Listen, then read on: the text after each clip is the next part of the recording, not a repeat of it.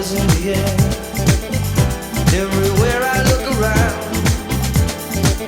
Welcome to Spiritual Badass TV. This is a really exciting installment because we have Mandelyn Reese here with us. And she's known as the LA Street Angel. And not only is she adorable, but she does amazing things in Los Angeles. And we're going to talk about that in a little bit. But first, I just wanted to get some background from you, Mandelyn. Like, you weren't always the LA Street Angel, right? So how did it all come to be? I moved to LA in 2012, and on my second day living here, I got this profound higher calling that it just hit me that I had to go out with posters about kindness. It was the only time in my life I've been just delivered what felt like this profound drive that I had to go out and do this. And like I downloaded, if that makes sense, like a computer, like what I was supposed to do. Like, so I got some posters together. I ordered some angel wings, and the concept of the angel, because it was Los Angeles, city of angels, people recognize angels throughout history as messengers of peace. So being Los Angeles, city of angels, it seemed like a good fit for promoting posters with kindness messages and peace. So I just started on a street corner one day with no friends, no network, no job. I didn't even know my way around yet. And I had this calling and I acted on it. That's pretty spiritually badass right there. I mean, what propelled you to go to LA, and where did you come from? San Antonio, Texas. I lived there most of my life, and then I met a guy there who used to live in LA, but he'd been in Texas for 10 years, and he had been laid off from his job when I met him. And we started dating, and then he got a job offer back in LA, and he didn't want to like break up with me and go, so I ended up following him out there. And it was kind of that call to excitement, call to adventure. I was like, I've never lived anywhere else other than my hometown, and what better reason to move than for love? And then I moved out to LA, got the calling, and then we broke up. And so I was like, well, I spent so much money and time and effort to move that I was like, I might as well just try to stay here and make it work on my own. And it was a crazy ride, but I'm still here. I'm alive. I'm making it. So that's beautiful. I had a similar experience with a relationship that didn't pan out, but it brought me to where I live now, So it's cool like that. People are cooperative components to our lives, and it doesn't always make sense until we look back on it, right? Yeah, so definitely. I'm curious about when you get downloads, when you receive that inspiration the day after arriving in LA. Like, what did that feel like? Because some people get intuition or inner guidance in different ways. Some people literally hear a voice speaking to them. And some people just kind of see symbols out in the world, or, some people just get a feeling. I just wondered, what's your process like? Well, with the calling, it was just like a sledgehammer hit, and I blurted it out to my friend. I was in the car with her rental car. She was just visiting for the first week I was here from Texas, and I'd known her since kindergarten, and I was in her rental car, and I just blurted out to her. I was like, I feel like I'm supposed to be out on the streets with posters about kindness. And she just looked at me like I was nuts. But that's how abruptly purpose just came to me. Like, and I felt like this is what I was supposed to do, like what I came here for, or my purpose, or whether or not God or the universe, or I don't know, but it just hit me, and I acted on it, and then I just had this drive, and it's like I couldn't turn it off. It was there, it was activated, and it just kept unfolding. Some people find it very difficult to follow inner guidance because, for one thing, it doesn't make a lot of sense often. Like you were saying, you had this idea, and your friends looking at you like you're insane. And we do that in our own minds. We get a strong download or a intuition to do something, and we say, well, that doesn't make any sense. And often intuition doesn't make sense. So it's having the courage to follow it anyway, even though it sounds crazy. And I just wondered if you have a history of that? Have you been that way your whole life? Have you generally been guided by intuition, or was this sort of a turning point for you? I would say this was a turning point for me. Just having left San Antonio, it's a more denser uh, area, more heavily conservative and religious in nature.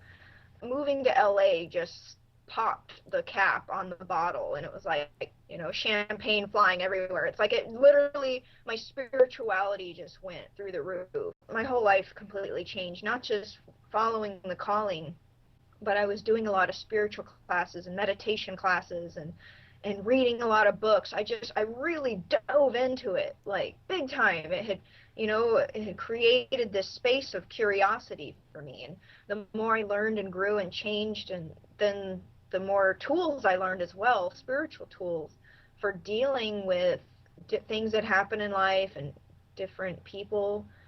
But I would definitely say, like, wasn't that good about following my intuition and my gut feeling before I moved to LA, got the calling, went to spiritual stuff, because I had a lot of energetic blocks that I weren't even aware of. Once I created or was aware of areas I needed healing in, that really helped to increase my awareness and pay attention more to my higher self, my gut instinct, my intuition. How did people respond to your street presence? 99% positive. I mean, every once in a while you get one of the, negative Nancy's that just come out of left field, but it's really rare. They seem to keep away now, especially now that I can go almost any event and already somebody knows me or I know somebody. So that immediately seems to put like a safety guard, because, I know somebody, so I'm not like easily just attacked by some random weirdo. You know what I'm saying? Yeah. Yeah, LA is it's an edgy city, and that's why I was so impressed with what you're doing there, because it could really use the light and the love that you're bringing.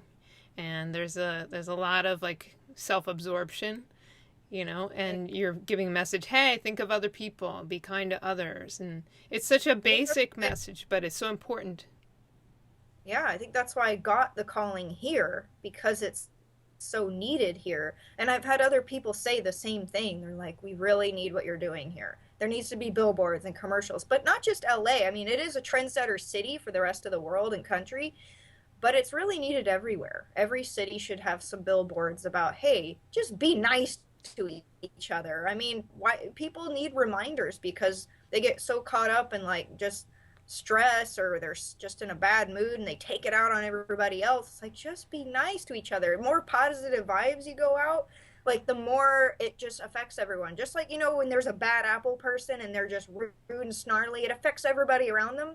Well, we got to put in more positivity, and so it affects that around them.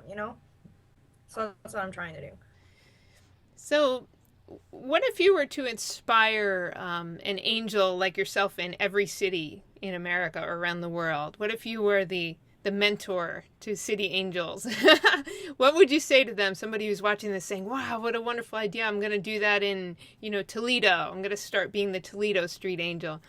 What would you tell I them? would need more people like me, or angels on the street doing light work and posters. I would definitely encourage it. I would tell them to be safe, be careful, learn how to energetically protect yourself from other people, pray for angelic protection when you're going out.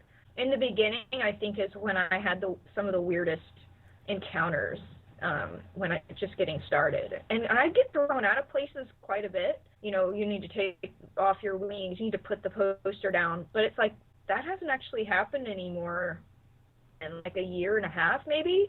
People know who I am. They're like, all right, angel with wings, come on in. But I would encourage people to, tune in more to their gut instinct and their intuition. And one way I would say to guide you with that, because you can get dark thoughts, and you have no idea why or where they come from, right? Everybody experiences that. It's like, you'll see artwork where you got the angel and the demon on one each side of your ear, and they're like, you're whispering.